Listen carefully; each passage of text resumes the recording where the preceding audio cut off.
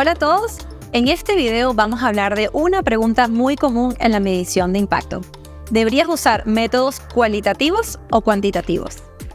La respuesta a esta pregunta no siempre es simple porque depende de en cuánto comprendas la hipótesis de impacto que quieres comprobar. Y en este video te daré algunos tips para decidir. Empecemos por los estudios cualitativos o preguntas abiertas, focus groups, entrevistas. Estos son ideales cuando tú quieres saber el cómo y el por qué del comportamiento de tus usuarios.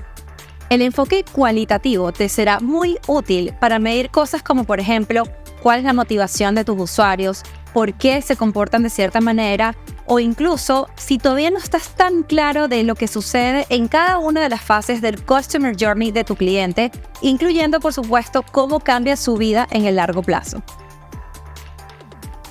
Supongamos que tu proyecto es una aplicación móvil que da créditos a emprendedores rurales y te das cuenta de que solo el 10% regresa a la plataforma después del primer uso.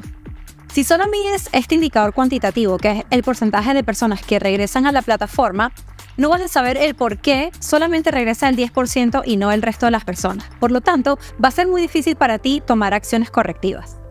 Haciendo entrevistas a profundidad, podrías descubrir, por ejemplo, que la gran barrera no era la falta de interés, sino probablemente la falta de confianza en tecnología. O si hicieras preguntas abiertas, también pudieras entender que quizás los usuarios no sabían qué hacer en tu plataforma y por eso no la utilizaron de nuevo. Con este ejemplo, piensa que puedes apoyarte en estudios cualitativos cuando necesites explorar y descubrir cosas que quizás todavía no tienes tan claro, por ejemplo, expectativas, percepciones o problemas que puedan tener tus usuarios. Apóyate en estudios cualitativos cuando necesites generar una nueva hipótesis de impacto de lo que realmente está generando tu solución en la vida de las personas. Por otro lado, tenemos estudios cuantitativos que se centran en el qué, cuándo y cuánto. Son muy útiles cuando ya tienes una hipótesis clara de lo que quieres comprobar y te interesa saber la magnitud o la frecuencia de un comportamiento. Por lo tanto, apóyate en estudios cuantitativos cuando tengas que 1. Validar la hipótesis generada en un estudio cualitativo anterior. 2. Medir y comprobar la magnitud o frecuencia de un comportamiento. O 3. Medir tendencias o patrones. Supongamos que quieres medir el impacto de un programa de capacitación en habilidades digitales. Si quieres saber si este programa realmente fue útil y las personas están satisfechas, pudieras hacer una pregunta como ¿qué elementos han cambiado en tu vida después de participar en el programa? Aquí estamos abiertos a escuchar cualquier opinión, desde que fue un impacto en áreas emocionales, áreas económicas o posiblemente ningún impacto. Pero si por el contrario yo tengo la hipótesis clara de que cada persona que sale debería encontrar trabajo, yo puedo preguntar directamente una pregunta cerrada y decir, por ejemplo, después de participar en el programa, ¿conseguiste empleo? ¿Sí o no?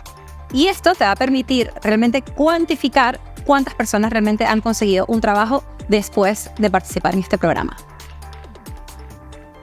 Las ventajas de combinar estudios cuantitativos con cualitativos son muy poderosas. Por ejemplo, te permite enriquecer la historia de impacto y optimizar tus esfuerzos de medición. Aquí te detallo cómo.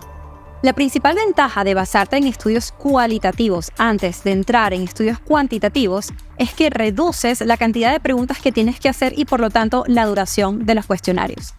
Con estudios cualitativos previos puedes reducir la cantidad de preguntas de un cuestionario porque ya sabes las áreas críticas a medir y las pones directamente en la encuesta que tienes que hacer.